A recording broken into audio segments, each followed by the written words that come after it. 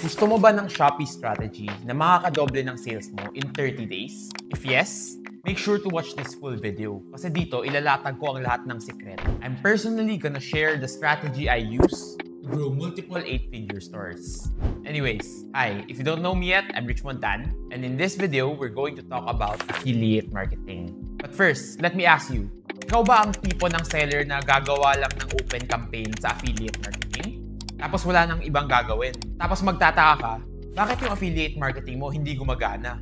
Walang results na nakukuha. And I want you to think, ano ba yung iba sa ginagawa mo sa ibang sellers? Kung wala kang maisip, maybe that's the problem. But don't worry, kasi in this video, I'm going to help you change that. Ready? Makinig ka lang ng mabuti and take notes because I'm personally sharing the strategy I use. And yung strategy na yun, it's called LCAM or Low Cost Affiliate Marketing Method. Sobrang simple lang nito and you can apply it to your business right now. At yung results, within 30 days, mararamdaman mo na, I guarantee you. But before we dive in, para sa mga sellers na beginners pa lang or hindi pa masyadong familiar sa affiliates, ano nga ba ang affiliate marketing?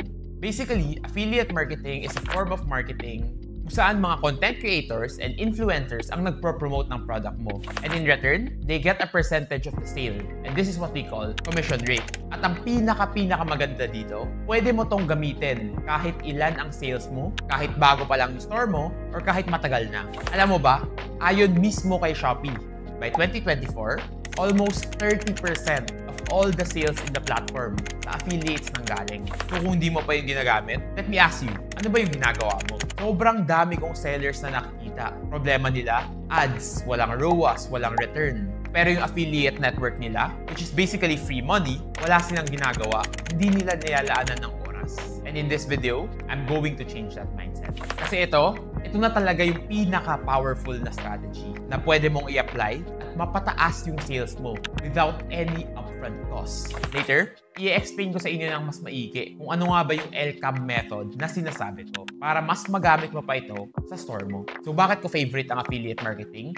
6 na reasons lang pero sobrang solid. Number 1, it's a free content machine. Ano nga ba yung ginagawa ng mga affiliates? They create product photos, product videos, reviews, at unboxing. And yung mga ginagawa nila, wala kang kailangan bayaran upfront. Para kang may sariling content engine na nagpro-produce ng content araw-araw. At diyan ang isa sa pinakamalaking pain points ng mga sellers. Wala silang oras gawin ang mga bagay na to. And affiliates, they do that for you. Isipin mo lang, kung mag-hire ka pa ng marketing team, sa sahod pa lang, aabutin ka na ng 30K at walang guaranteed sales. Pero sa affiliate marketing, gagawin nila yan ng libre. At kung may sales na, saka mo lang sila babayaran. So why are you not using it? Number 2, and ito yung favorite reason ko why. Walang upfront cost at sobrang cost efficient. Unlike ads, na hindi ka sigurado kung may babalik pa na pera sa ginastos mo. Sa affiliates, kailangan mo lang magbayad kapag may bumili na. So basically, parang performance-based siya. Kung hindi maganda yung ginawa ng affiliate, wala kang babayaran. At kung maganda naman, ang ROI mo, aabot ng 20, 30, even 100. And I'll show you an example later. And the third reason why I love affiliates, it's a free boost on your sales and brand visibility. Every post na ginagawa ng affiliates mo, it's a free exposure. Hindi lang basta sales yung umaangat, but also awareness and trust ng mga customers mo. And over time, whether bumili man yung tao or hindi, tumataas ang brand recognition mo. And that's the key to building a long-term brand and business. Number 4, this is a shortcut to large audience. Kahit wala ka pang followers, affiliates give you instant access sa sobrang lalaking audience. Isang post lang ng affiliate with 50,000 followers, makikita ka na ng tens of thousands of buyers. And ang kagandahan pa sa affiliates, yung audience nila, they can be specific to your target market. That's called leveraging OPA, or to put it simply, other people's audience. And that's why I love affiliates. Kasi pantay-pantay ang mga sellers, whether big, small, or medium-sized. Kasi nakadepende yan sa commission rate. And let me ask you this, sino ang mas nagbibigay ng attention sa mga affiliates? Ang malalaking sellers na sobrang daming benta na? Or ang mga maliliit na sellers? Of course, yung mga maliliit na sellers kasi they put more time, effort, and higher commission rate. Kaya actually, if you think of it that way, mas pabor pa ang affiliate marketing sa mga maliliit na sellers. And number 5, affiliate marketing is easily scalable. Wala siyang limit. limit. Every month, nagdadagdag ka ng affiliate. And the more you add, the more your sales grows. Hindi siya tulad ng ads na hindi mo sigurado. Minsan ang pangit ng return, minsan ang ganda. With affiliates, nagko-compound lang siya. Every month, dumadagdag yung content, yung mga nagpo-post, and overall, your sales. And number 6, sobrang dali lang gawin nito. I promise you this. Makinig ka later kung paano ko ituturo para ma-execute mo ito, and you can do it in one day. Ganun kadali ang affiliate marketing. Now, I'm sure na sobrang excited ka na gumamit ng affiliate marketing. Now, tuturuan kita kung paano mo siya step by step masa-set up in a way na sobrang daming affiliates na magla-line up para mag-promote ng store mo. To the point na sobrang imposible na hindi pa tataas ang sales mo. So step 1, ito yung ginagawa ng karamihan na sellers. Set up your open campaign. Ito yung pinaka-basic and fundamental na first step. Kailangan mo lang mag-set ng commission rate, tapos lahat ng tao makakapag-promote na sila ng products mo. Now, technically, you can set as low as 1%. Pero, let me tell you this. The higher your commission are, the more affiliates are willing to promote at mas motivated palalo sila. Remember, ang kagandahan ng affiliates, hindi siya parang ads na sugal. Sa affiliate, sigurado ka. Bakit? Kailan mo ba kailangan magbayad? Kapag may sales na pumasok. So basically, it's risk-free. So please, huwag kang matakot magtaas ng commission rate. Put as high as you comfortably can. Hindi ka magsisisi when you do this. I promise. On a side note, if gumagamit ka na ng ads, if you're getting a ROAS below 10, mas maganda, ilagay mo yan sa affiliate marketing. Now, ito ang step 2. And ito yung pinaka-crucial na step na hindi ginagawa ng karamihan ng seller. Hindi sila gumagawa ng target campaign. Kapag meron ka ng open campaign, target campaign is a game changer. Dito naman, sobrang simple lang. Ikaw yung maghahanap at mag-i-invite ng content creators and influencers na gusto mo. And most importantly, sila yung mga tao na swak sa brand mo. Meaning, yung mga audience nila, yan yung ideal customer avatar mo. Perfect fit. And for target campaign, I highly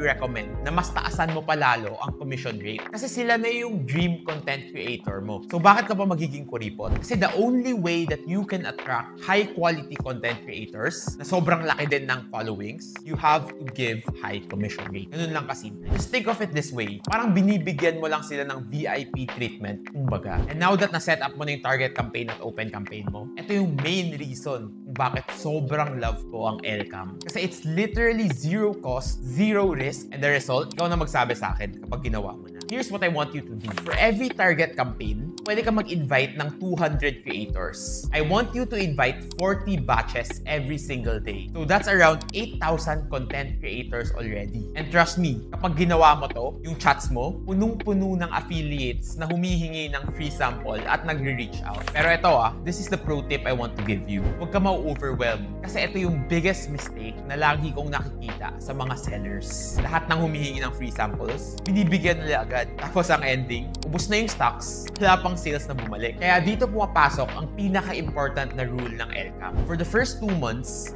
huwag ka muna magbigay ng free samples. Yes, tama yung narinig mo. Alam ko, iniisip mo, paano sila magpropromote? Hindi ka nagbibigay ng free samples. and that's the beauty of it. Sobrang simple lang. They have to buy your product. Pero the only way na gagawin ito ng affiliates, kailangan mataas ang commission rate mo. And as a bonus, pwede mo rin sila bigyan ng exclusive voucher. Ang mindset dito, if hindi willing gumastos ng konti ang content creator for your product, chances are, hindi rin sila ganun kaseryoso mag-promote. Pero yung mga bibili, sila yung mga tunay na kailangan talaga mag-promote. Kasi, binili na nila. At sila yung magdadrive ng consistent sales into your store. Now, let's move on. Tuturuan naman kita kung paano ka magsiset up ng voucher. At bibigyan din kita ng template kung ano yung dapat mong i-reply sa mga affiliates na humihingi ng free sample. Step 1, mag-set up ka lang ng voucher. Sa Shopee, you can easily create an exclusive voucher. Tapos bigyan mo lang yung affiliate ng code. Ang recommendation ko, gawin mo siyang 30 to 50% discount voucher para enticing ang offer mo. Enough na may perceived value siya, meaning may binabayaran ng affiliates, pero hindi din siya masakit sa margins mo. I want you to remember this. Ang goal natin sa sale na to, hindi para kumita from the affiliates. Ang goal natin, bumili sila at mag-promote sila. So, lakihan mo ang discount. Step 2, may nag-message sa'yo. Hi, pwede po ba akong humingi ng free samples? Ito yung isasagot mo. Hello, right now, we don't provide free samples, pero we would love to work with you. We have an exclusive vouchers for content creators like you para masubukan ninyo ang mga products namin. Once you have created content, we'll prioritize you with higher commission rate and future free samples. O, diba? Sobrang simple lang ng script, professional, and most importantly, win-win siya for you and the affiliate. Hindi ka naglalabas ng stocks ng libre, pero at the same time, pinapakita mo sa affiliate na seryoso ka makipag-collaborate. And as a bonus tip, mas likely sila bibili kasi may binigay ka na voucher. Isipin nila, sayang naman, di ba? Pero kapag gusto mo maging aggressive at magbigay ng mga free samples agad, tuturuan naman kita on how you can qualify better affiliates. That way, hindi masasayang yung free samples mo. Now, for this method to work, kailangan mo mag-invite ng affiliates every single week. Hindi lang ito one-time, big time. Kasi, the more you invite, mas marami kang pagpipilian na quality affiliates, ensuring na hindi pangit na affiliate ang makukuha mo. The more options you have, the more choices you have. Now, let me show you a case study. Etong client na to, sinimulan namin siyang gawan ng affiliate marketing program and ginamit namin yung LCAM strategy this July. Ano ba yung ginawa namin? Sobrang simple lang. Nag-invite kami ng 4,000 affiliates. That's 20 batches of tig to 200. And the results? We were able to generate 1.5 million in sales. Ang orders na nakuha ng client, nasa 7,600. Tapos yung mga clicks na nakuha, meaning yung mga taong pumindot sa video ng affiliate at pumindot dun sa orange basket, nasa 201,000. At yung new buyers nila, umabot ng 6,000. At yung ROI na nakuha nila, nasa 12.9.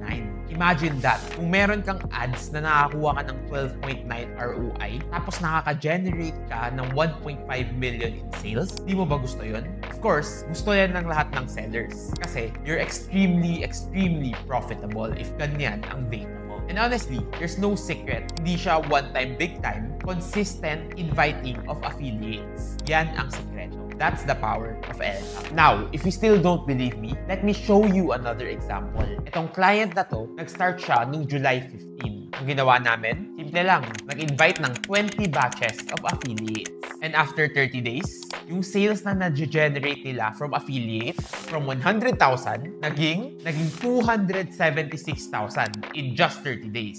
Yung orders, umabot ng 629. Is 249% increase. 5x yung orders na nakuha nila. At yung clicks, umabot ng 27,000.